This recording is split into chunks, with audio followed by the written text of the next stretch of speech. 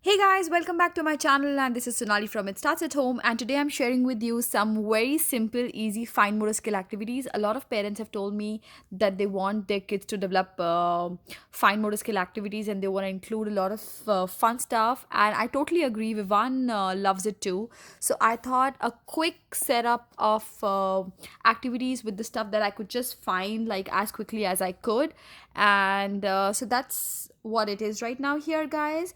The first activity that I'm going to show you is like building up a maze, and I'm sure you guys would have seen it like a lot of times in my old activities. I have made one, but this is primarily for Vivan to build, and we are using cotton buds, or you can say q-tips, to build the activity. And I've used a scissor. I've kept a scissor here in case if he wants to cut to build his puzzle. And I have cut few pieces for him here, and he would be using glue, which I would be keeping right here for him to use. And he needs to create a puzzle out of these q-tips for himself, and he has to place it. And once he knows he what his design is, I think he could just build it across himself. So I will not be giving him any kind of cues or any kind of prompts like how his puzzle should be. But I think so far he's a very puzzle person. We have done a lot of maze activities and maze books. So I think it's something that he can create a maze out of himself. Okay, so the scissor is here. All you need is a cardboard, some q-tips, and if you don't have that, maybe some paper straw or plastic straw. What else can you use? Maybe you can use some matchsticks if you have. I mean, anything that you have in the house to create, and a cardboard box along with scissor. And if your child is not using scissors right now, you can help him cut him, and some glue just to create that. Okay, the second activity is basically a stacko activity. And I had these pins from a game that I had, and we thought maybe we can build it into a pretty cool activity. And the game would be, so Vivan would be tossing them down one, and first he would be putting all four different colors separately. So we have yellow, purple, pink, and we have orange right here. And then if it says one, he will put one here on top of the other one. Okay. I would recommend if you do it on a plain surface. I would be presenting him there on the in our Montessori area, not in my bedroom, of course, where we have carpet. Then you toss it again. You have five. So now it's totally up to you. Like you want to put five on purple or pink, orange or yellow. The game will keep continuing till the time you finish all of them, or you drop. Like so, like when I say five. So let's see if I have five. If I want to do one, two, three. Oh my god, will it drop? No. Four. Oops. I'm sorry. And five. Oh, yeah, exactly. So then you start off the game all over again. Okay, you can always bend in the rules, and you can use it with Lego as Stacko, or you can use your Stacko sticks if you have the Uno Stacko sticks, or you can stack with coins if you have any kind of blocks, any kind of buttons if you have. You can do all the fun element is just to use the dice in here, and we are just upgrading the stuff that we already had at home.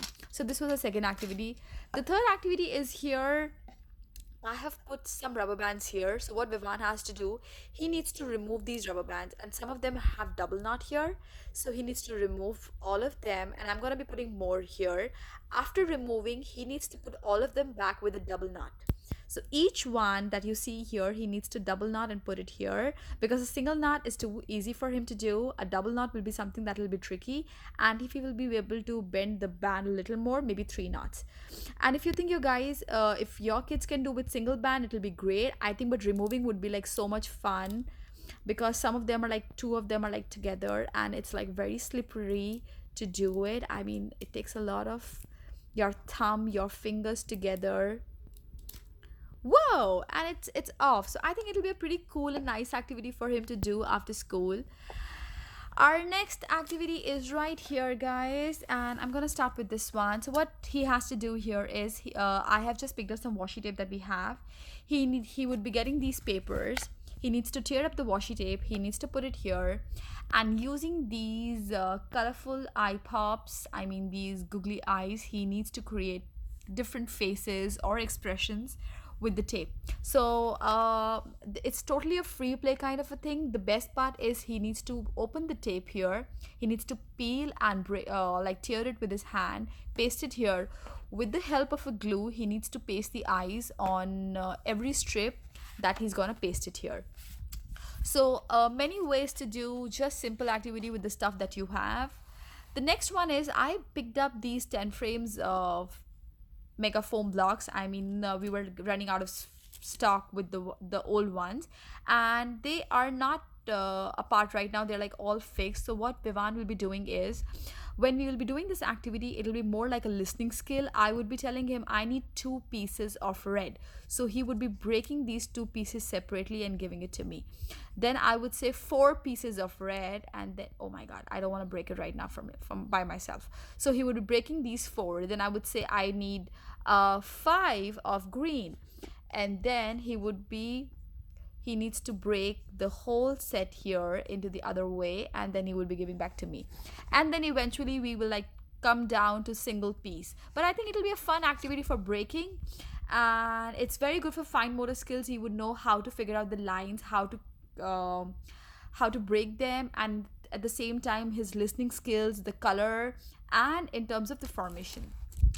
The next activity here is I had these stackable cups, I mean for the ketchup that I had, and I don't know how I've got them, but I have like quite a lot of them in my house.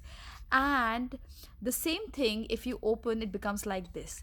So it's a tedious process, but you have to like stretch it with your fingers, and you can use both your hands, because with one hand it's difficult for me, but I can show you. It opens up.